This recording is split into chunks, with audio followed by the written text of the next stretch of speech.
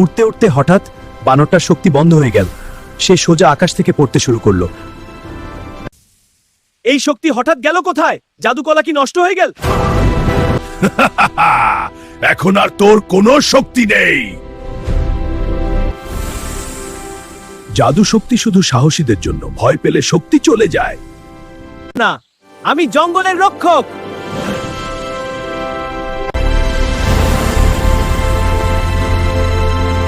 এবার তুই শিখবি সাহস কাকে বলে।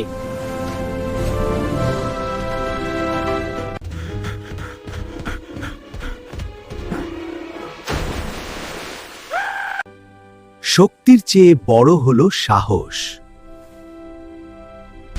কিন্তু সামনে আসছে আরো বড় বিপদ।